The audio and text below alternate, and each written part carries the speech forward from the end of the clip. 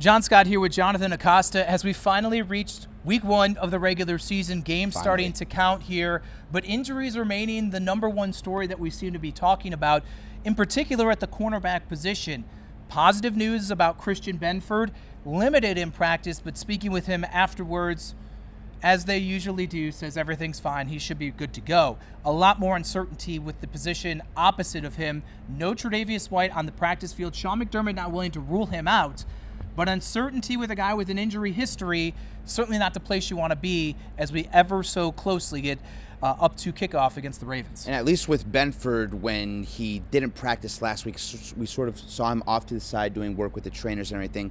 We haven't seen Trey White on the practice field or on the game field since he suffered that injury right before that final preseason game, that practice in the stadium. We didn't see him on the field last week doing work, not doing any work here. And so I think it's a situation where he's not being ruled out necessarily for week 1, but you certainly see the team preparing and gearing up for the possibility of one of Dorian Strong or Jamarcus Ingram starting in his place. And what a predicament that is. A position of great depth when we went to St. John Fisher to start training camp. Max Harrison, we know on IR, out the first 4 weeks. Uncertainty with Tre'Davious White. And now you're looking at a guy who I believe only has 1 start in Ingram, and it was a good one in Miami a year ago, and a 6th-round rookie here as the next one's up here.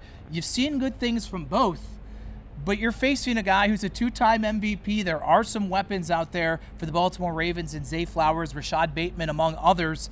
This is one heck of a position for either of them to potentially be thrust into. And I think it's a fascinating sort of decision, and we're going to get sort of a lens into the thinking of Sean McDermott here, because I think with Jamarcus Ingram, you have sort of a guy who's been in this league a while now, and you've seen him thrust into action and perform well. But I think they maybe view him as sort of having a ceiling, whereas with Dorian Strong, a 6th-round pick, but I think it's a 6th-round pick that this team really likes, the athleticism, the sort of frame that he brings at the position, a guy that they're really high on, but he's a rookie, they talk about the calluses a lot. He's not calloused at all in the NFL. So it's a fascinating dilemma of, do you go with the potential of a Dorian Strong and see what he can do out there going up against one of the best quarterbacks in the NFL, or do you trust sort of the veteran mindset and preparedness of Jamarcus Ingram and for all of the positions that Jamarcus Ingram plays and all of the things he does on the football field? I think one of the things that always stands out about him and that people talk about him is the preparation, the work, how hard he tries out there.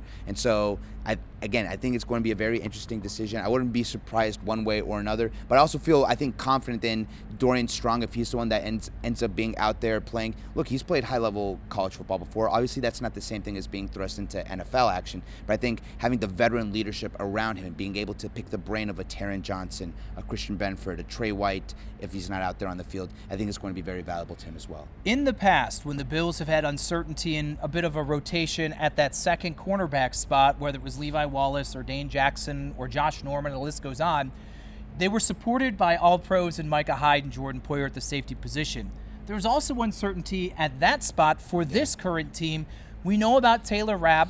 I think you feel pretty good about what you're getting there. But Sean McDermott once again asked today about where his level of confidence is in Cole Bishop after an up and down and absent for most of it training camp. Yeah, the phrase that stuck out to me was he said that Bishop and Rapp sort of have to form their own identity. And so you've had this identity in this locker room with this team for years of Micah Hyde and Jordan Poyer. To your point, if you have uncertainty elsewhere in the defense, that last line of defense, you know you can trust them. These cornerbacks are put in a position where they don't have that safety net. It's not to say that Rapp and Bishop can't become a good duo or even potentially play well in that first game right off the bat, but you don't go in with that knowledge going into that first week of the season. So I think when we were coming into training camp, it sort of felt like they wanted to give Cole Bishop the job. He sort of had to go in and earn it. Well, now the regular season is here. It looks like he's the starter alongside Taylor Rapp.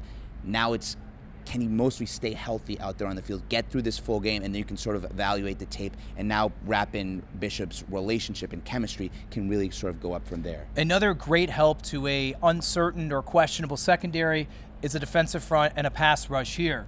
There's a lot of youth on that group. We've talked about it ad nauseum, and their first taste is on the stage of Sunday Night Football, the opening weekend, and it's against 2-time MVP Lamar Jackson, Derrick Henry, the ageless wonder, and a dynamic between the two of those that frankly, and even some guys admit it, as many times as you play it, experience or not, it's one of the biggest challenges you'll see in all of football. Sean McDermott asked about that today. He called it a unique experience, what it would be like for his rookies to go up against them. And listen, Lamar Jackson and Derrick Henry have been doing this now, both of them, since before rookies like TJ Sanders and Deion Walker were even in college, right? These are guys that they were probably playing with them in Madden against their friends, probably having Madden tournaments and playing as Lamar Jackson and Derrick Henry. Now they're in a situation where they're on the field and they're not just watching, they got to go out and tackle them, stay out in front of Lamar, go up and wrap up Derrick Henry and bring him to the ground.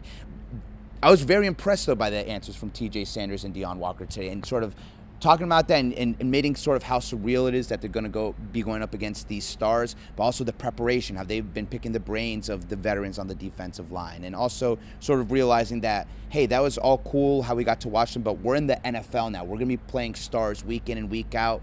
We have a sort of a job to go do, and we're sort of ready for that. But TJ Sanders, he was very animated. He was asked, how excited for you for the stage, going up against him, and he said, I'm excited as bleep. So that gives you a sort of a lens into maybe the task on hand for these rookies, but just the opportunity and sort of the life event that's going to be going on for them Sunday night. They're clearly taking in the message from the veterans, because I spoke with Greg Rousseau about his message to the likes of TJ Sanders, Deion Walker, Landon Jackson, and the younger guys up front.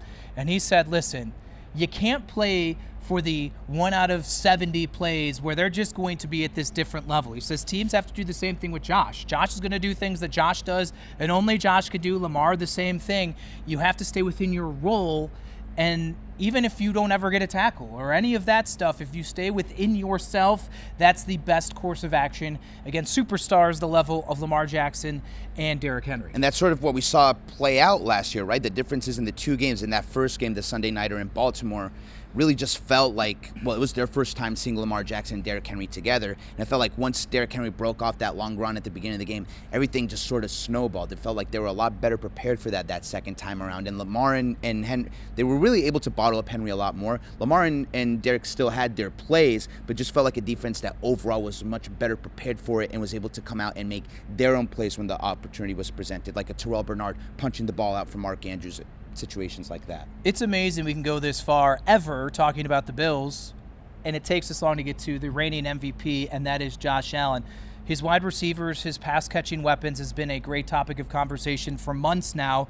Some optimism. Khalil Shakir back on the practice field again. We saw him a week ago as well. Looks like he should be good to go. Curtis Samuel also back, says he feels great as well, and that the reps that he had a year ago and working really hard this week, they should be up to speed. But it will be our first opportunity to see them against a good Baltimore defense with Josh Palmer, Curtis Samuel, Elijah Moore, the reigning MVP, working his way chemistry-wise with a relatively new group of pass catchers. And we saw the difference that Khalil Shakir makes for this Bills team, specifically against the Ravens. He got injured in that loss in Baltimore, was healthy, ready to go in that divisional round game, and I remember I think it was a third down up the seam to Shakir. He goes up and gets in kind of one of the big early plays for that offense in a game where really they didn't have a whole ton of explosive plays. So obviously having a healthy Khalil Shakir, big for this offense. I asked him straight up, how do you feel? He said he felt good, sort of a short answer. And I said, okay, if you feel like you're ready to go Sunday, why? And he said sort of just the work and the difference in the things he's able to do with his body at this point this week, even compared to last week or the week before. Last week was the first time we saw him on the practice field since the injury he suffered in the blue and red scrimmage. So I think Khalil Shakir is definitely a player that's trending in this direction. And again, if he's out there on the field for the Bills, he's the guy that has the most chemistry with Josh Allen in a receiver group where for sort of second straight season, he's still developing chemistry with multiple players. Tyrell Shavers, he hasn't thrown 2 passes in the regular season, has to throw passes to Elijah Moore. So still working on developing chemistry with a lot of guys. So it's good to have a guy like Khalil Shakir, a guy that he knows he can depend on. It's one heck of a stage to start the season. And listen, I'm going to say this.